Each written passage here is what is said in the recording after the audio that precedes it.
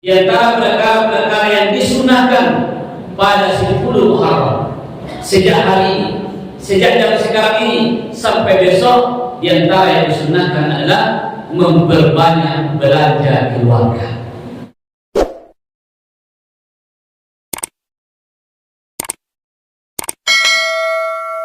Assalamualaikum warahmatullahi wabarakatuh.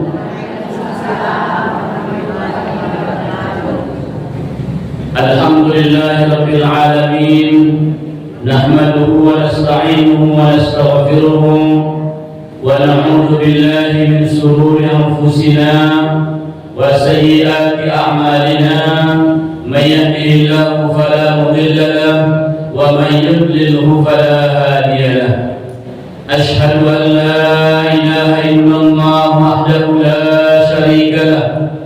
Iyyahu na'budu wa iyyahu nasta'in wa huwa ilahul awwalin wal akhirin wa ashhadu anna Muhammadan 'abduhu wa rasuluhu alladzi la nabiyya ba'dahu. Syukur alhamdulillah kita ucapkan kehadirat Allah Subhanahu wa taala yang telah memberikan kita kesempatan dan juga yang telah memberikan kita keizinan untuk mengingat Allah. Tidak ada yang dapat mengizinkan kita dan memberikan kesempatan kepada kita kecuali Allah Subhanahu wa taala. Tidak ada yang dapat mempertemukan orang yang berpisah kecuali Allah Subhanahu wa taala. Tidak ada yang dapat memisahkan orang-orang yang bertemu kecuali Allah Subhanahu wa ta'ala. Allah yang memberikan kita segala sesuatunya. Kita tidak ada daya upaya kecuali dengan Allah Subhanahu wa ta'ala. La haula wa la quwwata illa billah. Tidak ada daya upaya untuk melaksanakan sesuatu kebaikan, untuk berbuat sesuatu yang ada arti dalam kehidupan, illa billah, kecuali dengan kekuatan Allah. Tidak ada upaya untuk meninggalkan segala larangan Allah dan Rasulnya, illa billah, kecuali dengan kekuatan Allah Subhanahu wa ta'ala. Bapak Ibu sekalian yang dirahmati Allah Subhanahu wa ta'ala, kita makan bukan karena ada duit. Banyak orang yang ada duitnya, banyak orang yang banyak hartanya, tapi dia tidak makan. Ada juga orang tidak bekerja, tapi kerjanya makan. Jadi makan itu bukan karena ada duit, karena Allah memberikan kesempatan dan Allah memberikan kita rezeki. Untuk itu yang paling utama di dalam hidup ini, kita harus menjaga keimanan kita kepada Allah Subhanahu wa ta'ala. Yang kedua, salawat dan salam kepada baginda alaihi salatu wassalam yang telah membawa agama ini, yang telah mengajarkan agama, yang telah membawa kesejukan kepada kita, yaitu dengan agama Islam, agama yang selamat. Mudah-mudahan dengan agama ini kita bisa selamat sejahtera sampai ke dalam surga Allah Subhanahu wa ta'ala. Baiklah ibu-ibu sekalian yang dirahmati Allah Subhanahu wa ta'ala,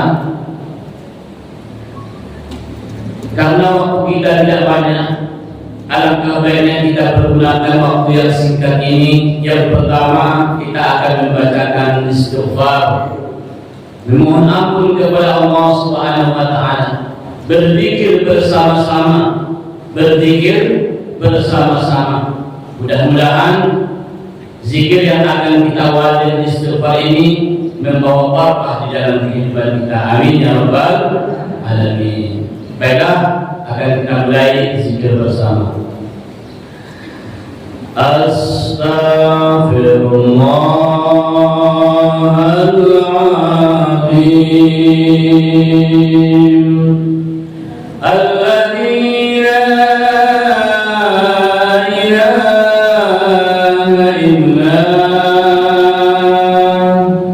huwal hayyul qayyum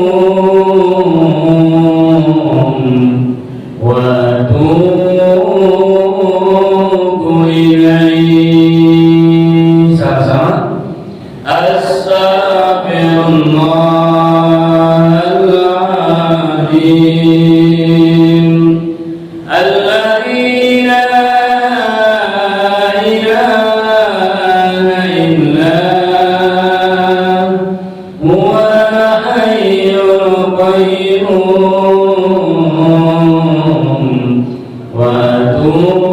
وأتوب إليه أستغفر الله العظيم الذي لا إله إلا هو الحي القيوم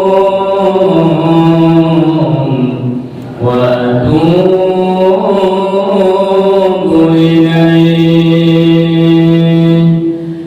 أستغفر الله العظيم الذي لا إله إلا هو الحي القيوم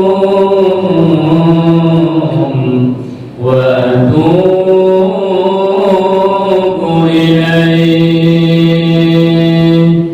أستغفر الله العظيم الذي لا إله إلا هو الحي القيوم وأتوب إليه الله الله الله الله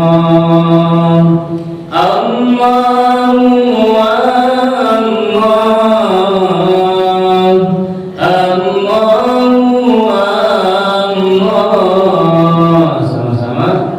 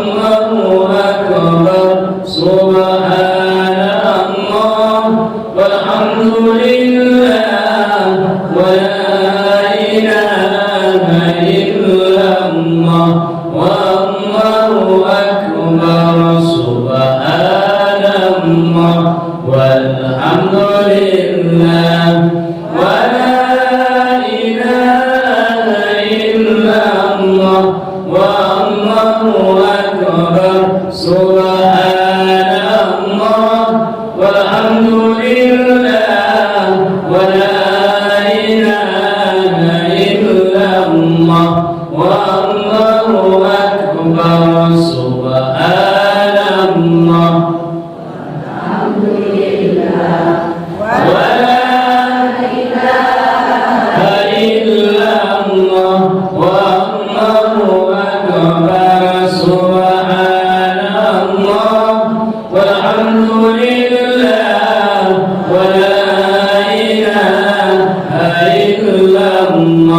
wallahu akbar, subhanallah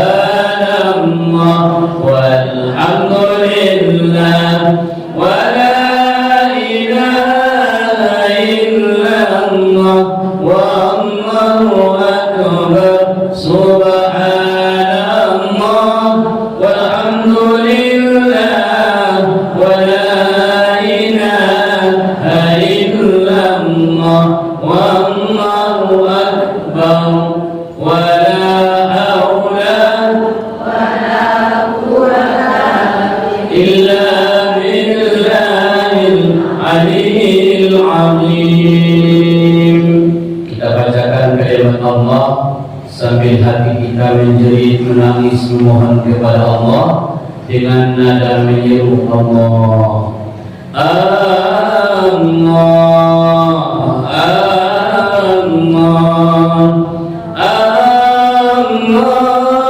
ya Allah, Allah, ya Allah,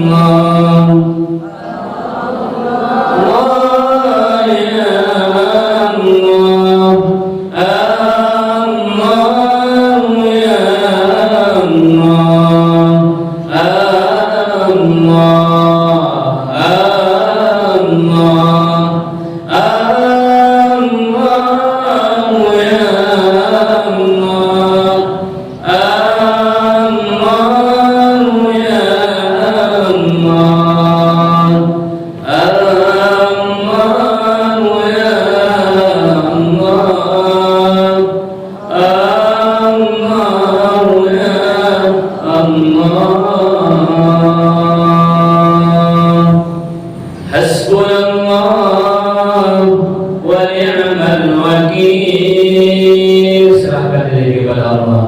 Hasbunallah wa ni'mal wakil. Hasbunallah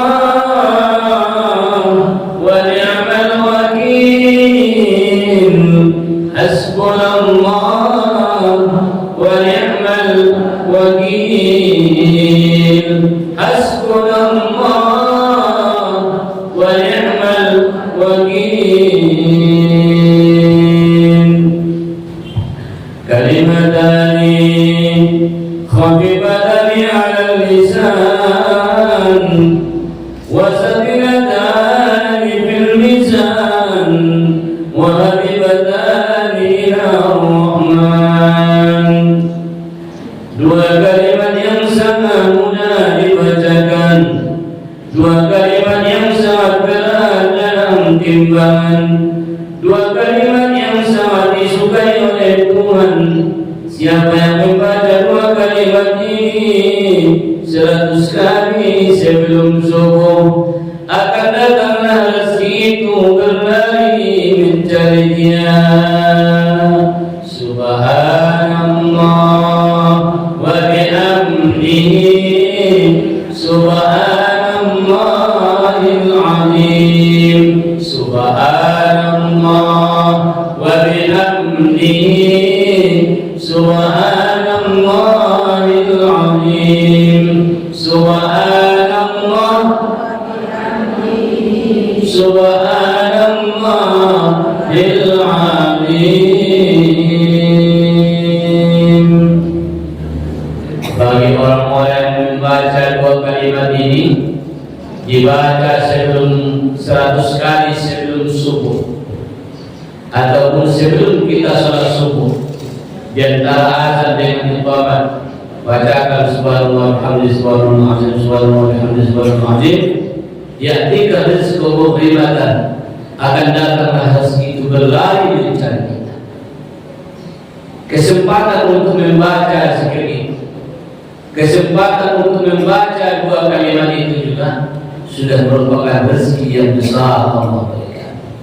banyak orang yang tidak diizinkan Allah.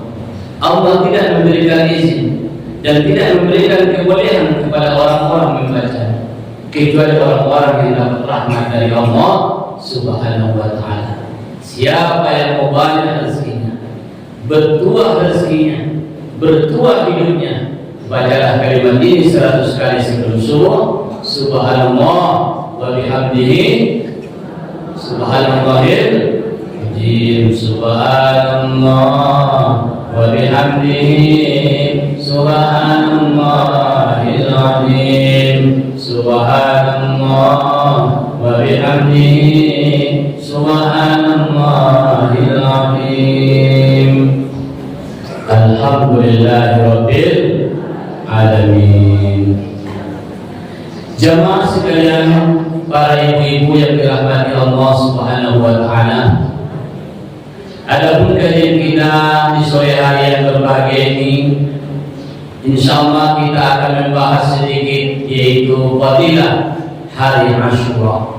Hari Asyura, hari yang ke-10 di bulan Muharram, bulan yang sangat dimuliakan oleh Allah Subhanahu wa Ta'ala. Sedangkan saat sekarang ini sudah masuk dalam hari Asyura, sedangkan hari ini adalah hari Tasu'a, hari yang ke-9 di bulan Muharram, di bulan Istiqlalul Anbiya, kemerdekaan para nabi-nabi, yaitu di bulan Muharram. Banyak nabi-nabi yang dimerdekakan, dibebaskan oleh Allah Subhanahu wa Ta'ala, diberikan Allah kegembiraan kepada mereka, sehingga para ulama mengatakan di bulan ini adalah bulan Istiqlalul Anbiya, bulan kemerdekaan para nabi-nabi. Jamaah sekalian yang dirahmati Allah Subhanahu wa Ta'ala, di bulan Muharram adalah bulan yang diharamkan Allah Subhanahu wa Ta'ala, bulan yang disucikan oleh Allah Subhanahu wa Ta'ala. Awal tahun Hijriah. Di bulan Muharram itu banyak sekali peristiwa-peristiwa yang terjadi. Yang pertama, di saat Nabi Adam alaihissalam telah berbuat sesuatu dosa, menurut kenabian itu adalah dosa yang besar, mendekati buah khuldi. La taqrabu hadhihi syajarah. Jangan kalian berdua mendekati pokok kayu ini, itulah pokok buah khuldi. Fatakuna minaz zalimin. Nanti kalian digolongkan dalam orang-orang yang ingkar, orang-orang yang melawan, menantang kepada Allah Subhanahu wa Ta'ala. Yang dimaksud dengan zalim itu adalah orang-orang yang sudah tahu itu salah, tapi dia berbuat salah juga, berarti dia termasuk orang-orang yang zalim. Orang-orang yang zalim, dia tahu itu haram, tapi dia juga mau, itu namanya orang zalim. Makanya Nabi Adam alaihissalam mengatakan, Rabbi inni zalamtu nafsi. Ya Allah, aku telah menzalimi diriku, ya Allah. Aku telah menzalimi diriku, ya Allah. Zalim itu adalah membiarkan diri terhina, membiarkan diri disiksa. Kita menjadikan diri kita disiksa, itu namanya menzalimi diri. Akhirnya Allah mengeluarkan Adam alaihissalam dari surga dan dipertemukan Allah, yaitu di 10 Muharram. Pertemuan Nabi Adam alaihissalam dengan Siti Hawa setelah mendapat ampunan Allah di antara rukun Yamani dan Hajarul Aswad. Nabi Adam alaihissalam diampuni oleh Allah Subhanahu wa Ta'ala ketika dia bertawaf dan berdiri di antara rukun Yamani dan Hajarul Aswad, maka diterimalah taubatnya ketika Adam di sana. Jadi kalau jemaah nanti pergi ke Mekah, jangan lupa berbanyak taubat di antara rukun Yamani dan Hajarul Aswad. Jemaah sekalian yang dirahmati Allah, peristiwa yang kedua, yaitu Nabi Musa alaihissalam selamat dari pengejaran Fir'aun. Selamat dari pengejaran Fir'aun yaitu di bulan Muharram, tanggal 10 Muharram. Nabi Nuh alaihissalam, bahtera perahu Nabi Nuh alaihissalam mendarat, yaitu di bulan Muharram. Nabi Yusuf alaihissalam keluar dari penjara karena fitnahan dunia, karena fitnah dunia itu 10 Muharram. Dan juga Nabi Yunus alaihissalam keluar dari perut ikan. Dia ditelan ikan. 40 hari dia berada di dalam perut ikan. Laula minal musabbihin, kalau dia tidak bertasbih mengingat kepada Allah, mungkin dia telah celaka. Apa yang dibacakan? La ilaha illa anta subhanaka inni kuntu minadh dhalimin. Baca La ilaha illa anta subhanaka inni kuntu minadh dhalimin. Jadi bacaan ini juga sangat bagus kita ajarkan kepada anak-anak. Kadang anak kita di rantau sedang galau, tidak dapat kerja, mencari pekerjaan, tidak juga lulus, tidak juga menang-menang, tidak juga diterima. Berbanyaklah membaca kalimat ini. Orang yang banyak membaca kalimat ini ketika susah mencari rezeki, ketika susah mencari pekerjaan, insya Allah akan cepat datang. La ilaha illa anta subhanaka inni kuntu minadh dhalimin. Sehingga perut ikan itu jadi panas, muak mau muntah dia, sehingga dia muntahkan Yunus setelah 40 hari dalam perut Nabi Yunus, setelah 40 hari dalam perut ikan. Apa bacaannya? La ilaha illa anta subhanaka inni kuntu minadh dhalimin. La ilaha illa anta subhanaka inni kuntu minadh dhalimin. Ya Allah, ya Tuhanku, ya Tuhan kedua Engkau ya Allah. Sesungguhnya aku ini adalah orang yang zalim ya Allah. Aku telah menzalimi diriku ya Rahman ya Rahim. Kita berserah diri kepada Allah. Sehingga Nabi Yunus alaihissalam dimuntahkan oleh ikan, yaitu pada tanggal 10 Muharram. Dan juga Nabi Ibrahim alaihissalam ketika itu dia dibakar oleh Raja Namrud.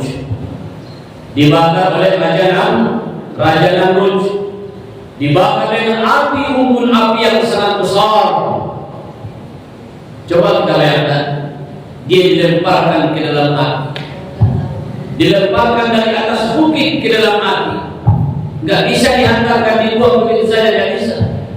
Harus dilemparkan begini, pakai getah, pakai karet, sehingga dia terlempar ke dalam api.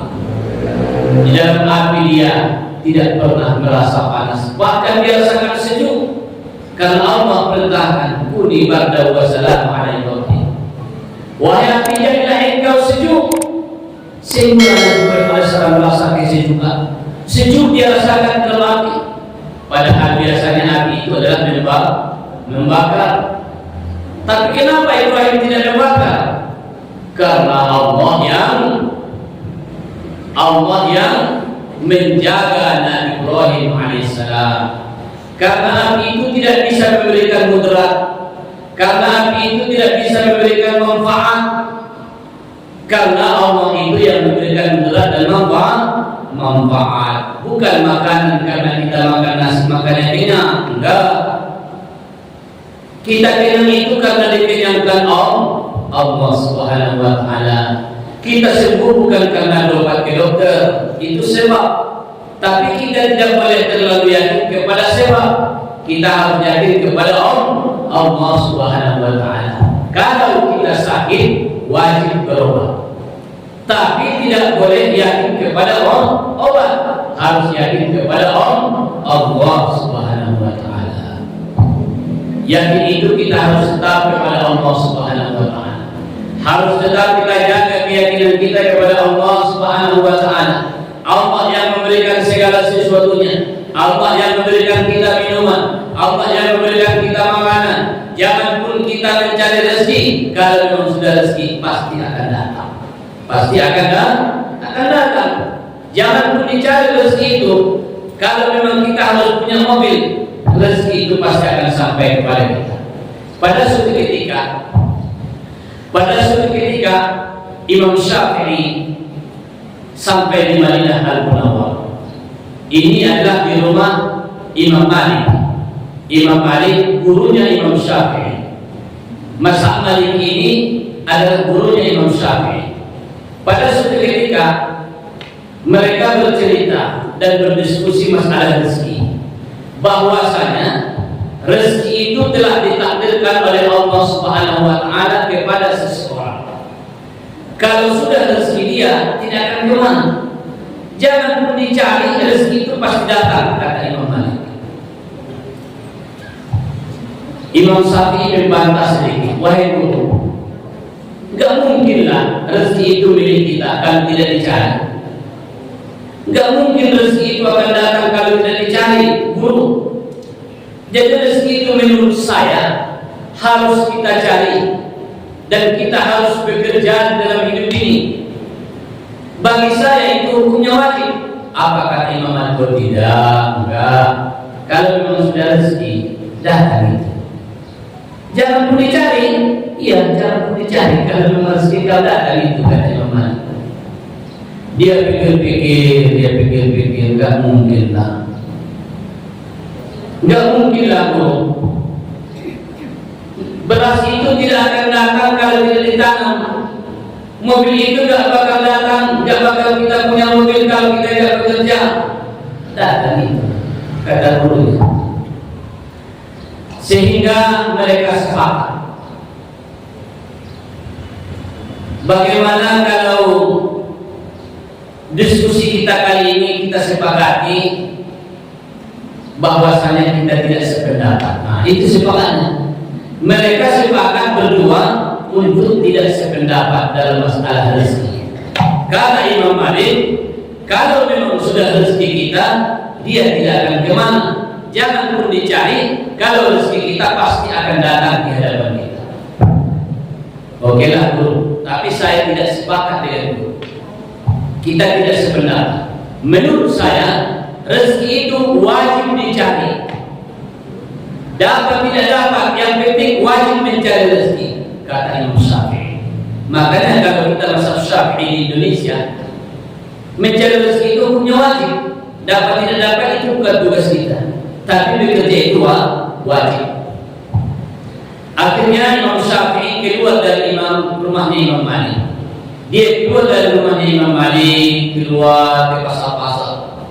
Dalam hatinya masih ada teka-teki. Apakah betul yang dikatakan oleh guru saya? Ataukah pendapat saya yang lebih benar? Atau pendapat saya yang lebih dekat kepada kebenaran?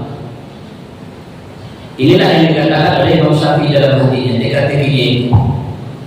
Akhirnya dia coba berjalan-jalan di kota Madinah. Dia coba berjalan-jalan di kota Madinah. Sudah sampai sore tidak makan. Dia kerja. Dia coba apakah datang rezekinya, apakah nasi itu melompat di mulutnya, apa korma itu melompat di mulutnya. Kata mulutnya karena rezeki datang itu melompat itu kata mulutnya. Kalau memang rezeki. Akhirnya sudah sampai sore, sudah mulai gelap, belum juga datang rezeki itu ke mulutnya. Memang betul lah yang kukatakan itu. Apa yang saya katakan itu yang lebih benar daripada apa yang dikatakan oleh Imam Malik guru saya. Buktinya sampai sekarang saya sudah kelaparan, tidak juga ada rezeki itu, kata Imam Syafi'i. Akhirnya Imam Syafi'i melihat orang yang sedang bekerja mengangkat korma. Dia minta tolong, boleh tidak saya bantu? Karena saya sudah kelaparan, nggak ada duit, nggak ada belanja, nggak ada makanan. Boleh tidak saya minta tolong, saya bantu kerja supaya saya dapat makan? Oh silakan. Akhirnya dia membantu seseorang mengangkat kormanya dan dia akan dapatkan upah dari sana.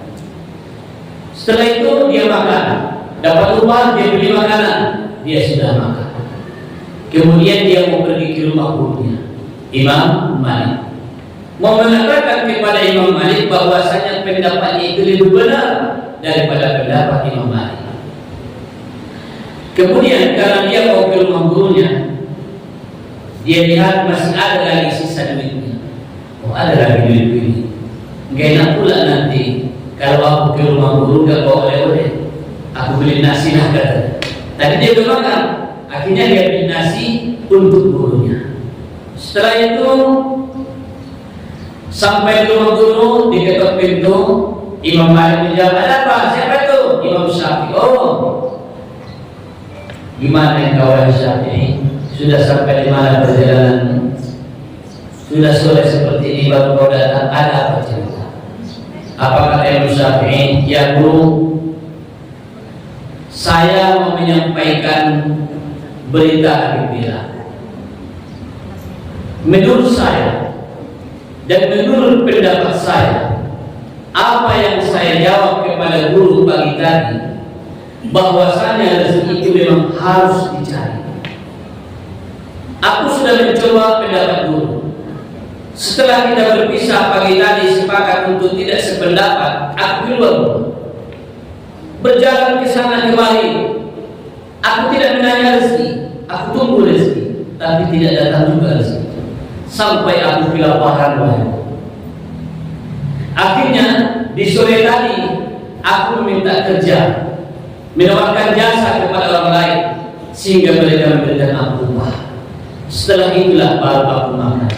Terbukti bahwasanya hidup ini kita harus mencari rezeki. Jadi kalau sudah makan, iya Bu, alhamdulillah saya sudah makan setelah bekerja tadi. Jadi itu apa yang kau bawa? Itu bungkusan itu apa yang kau bawa? Oh, ini adalah oleh-oleh saya sama guru. Enggak enak pula saya makan sendiri, guru enggak makan. Ini oleh-oleh saya. Oh, mintalah kalau begitu, diminta oleh Imam Malik. Wahai Syafi'i, siapa yang betul? Kau atau saya? Kata Imam Malik. Ada apa Bu? Aku kan enggak kerja. Aku enggak kerja, tapi datang makanan ini dikatakan.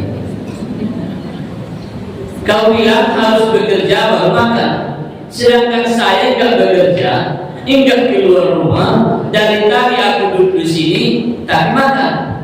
Siapa yang bilang? Allah Subhanahu wa Ta'ala. Maksudnya kata Rasulullah Sallallahu Alaihi Wasallam, minas saqai arba'atun minas saqai. Ada 4 perkara yang menyebabkan penderitaan di dalam batin kita.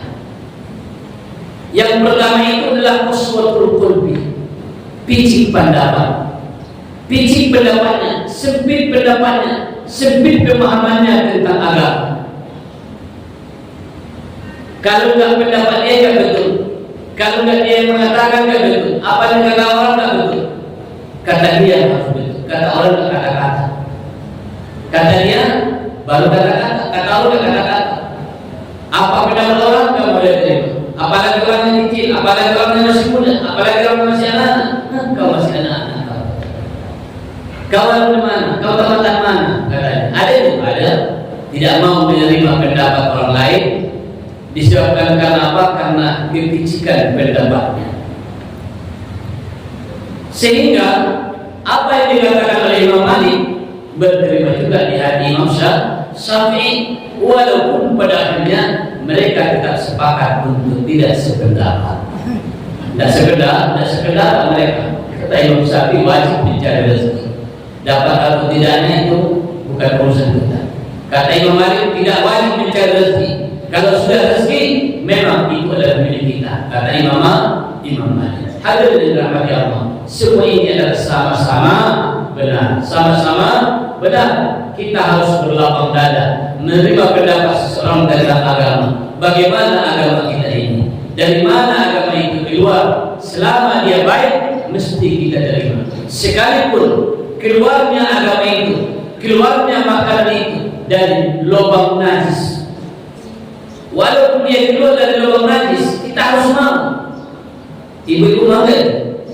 Dia keluar dari lubang najis, mau? Maulah telur.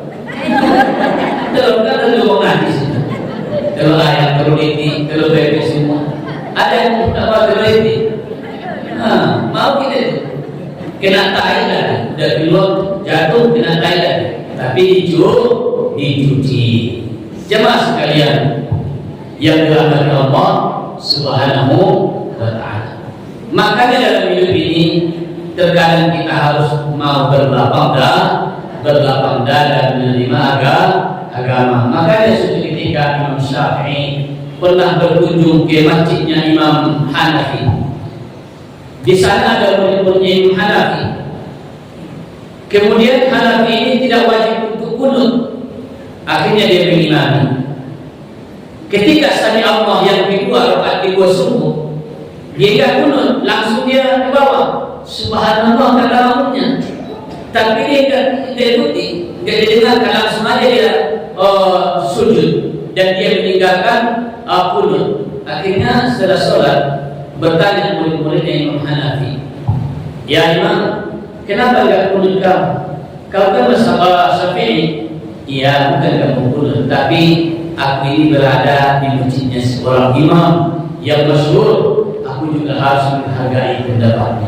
Sampai seperti itu Imam Syafi'i juga menghargai pendapat, yaitu tempat dia sholat Imam Hanafi. Jadi yang menyebabkan hati kita ini menderita kalau tidak berlapang dada. Jemaah sekalian, Nabi Ibrahim alaihissalam dibakar dalam api, tapi dia rasakan sejuk. Akhirnya Allah menambahi ayat salaman ala Ibrahim, tapi berikan dia keselamatan. Walaupun sejuk, tapi dia boleh tahan. Sehingga Allah selamatkan Nabi Ibrahim alaihissalam, yaitu di 10 Muharram. Pada suatu ketika Rasulullah SAW sampai di Madinah Al-Munawwarah. Ketika berhijrah dari Makkah ke Madinah Al-Munawwarah, Nabi sampai di Madinah di bulan Muharram. Sesampainya di sana, Nabi melihat orang-orang Yahudi ada yang sedang berpuasa. Kemudian Nabi bertanya, ada apa dengan kalian wahai orang Yahudi? Apa yang menyebabkan kalian berpuasa hari ini? Apa jawab mereka? Ya Muhammad, bahwasanya ada peristiwa nabi-nabi kami dulunya, seperti Nabi Musa, seperti nabi-nabi yang lainnya.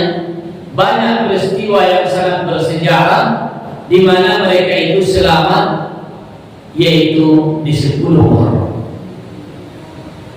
Nabi Musa juga selamat 10 Muharram. Jadi kami sangat menghormati hari ini. Begitu juga Nabi Yakub melihat dari mata yang buta. Tadinya dia buta karena rindu kepada anaknya Nabi Yusuf. Kembali penglihatannya 10 Muharram. Nabi Ayub juga sembuh penyakitnya 10 Muharram. Jadi 10 Muharram ini adalah hari yang sangat berkesan kepada kami. Akhirnya apa kata Nabi? Nahnu auladukum, bahkan kami lebih utama, lebih berhak melaksanakan puasa ini daripada kalian. Kalau begitu kita puasa, kata Nabi. Akhirnya Nabi mengajak puasa Asyura. Kata Nabi, besok itu hari Jumat adalah namanya puasa Asyura. Puasa yang ke-10 mengampuni dosa-dosa kita setahun yang lalu.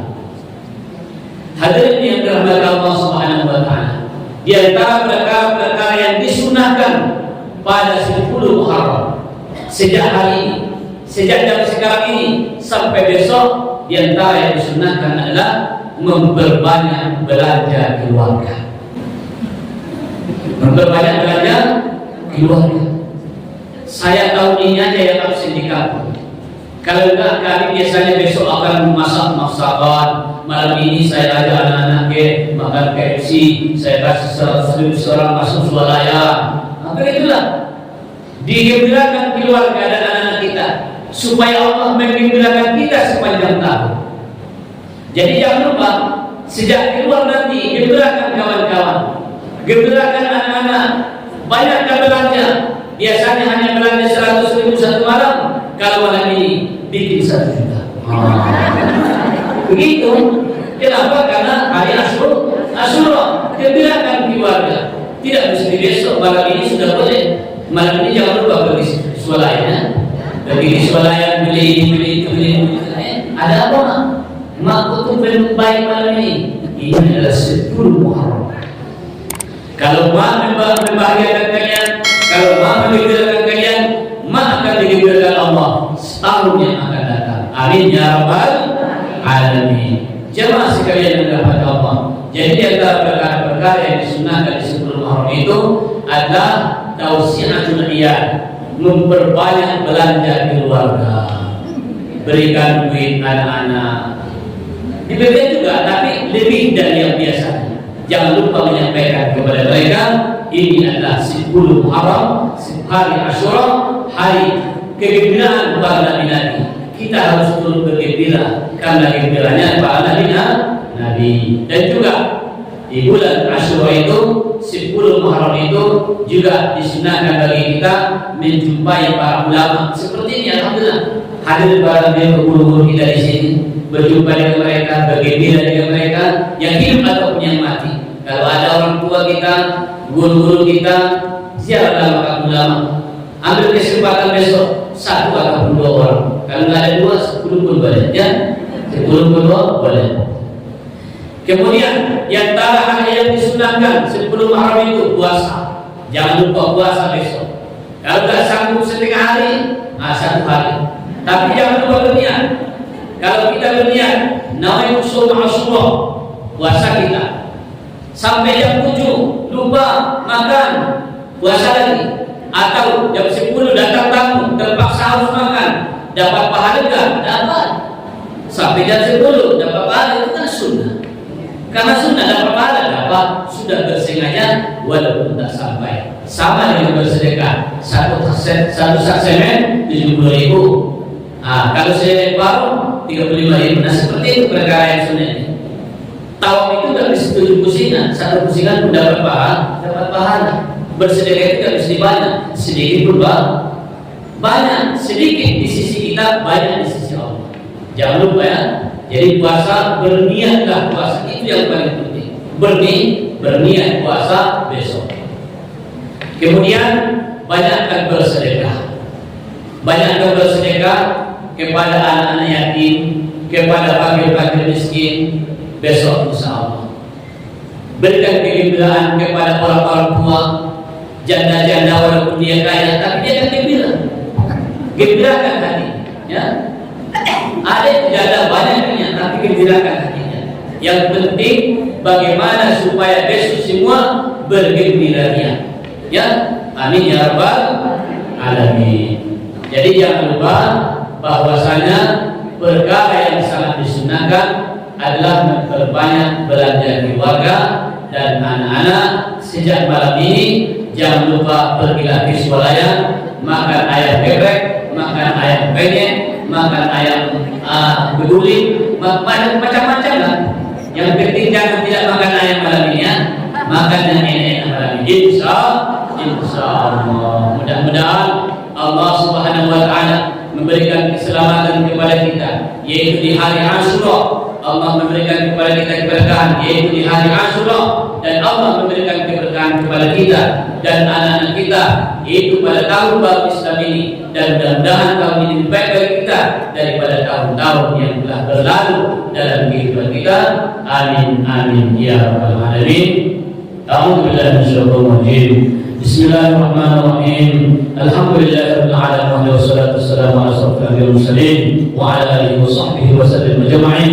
حمدا حامدين حمد الشاكرين حمدا يوافي نعمه وكافي مزيدا كما ينبغي لجلال وجهك عظيم السلطان. اللهم يا من لا تره العيون ولا تخالطه الظنون ولا يصفه الواصفون ولا تغير الحوادث ولا يشد دوائر، يعلم عدد خطوط الامطار ويعلم عدد اوراق الاشجار ويعلم عدد ما استاق على الليل والشرط عليه النهار، ولا تورثه السماء ولا الارض ولا رحمة في القلب ولا جبال ما في عليه. أن تجعل خير أمرنا وآخره وخير أعمالنا خواتمه وخير أيامنا يوم لقائك. ربنا آتنا في الدنيا حسنة وفي الآخرة حسنة وقنا عذاب النار. وصل اللهم وسلم عليه والحمد لله رب العالمين. والسلام عليكم ورحمة الله وبركاته.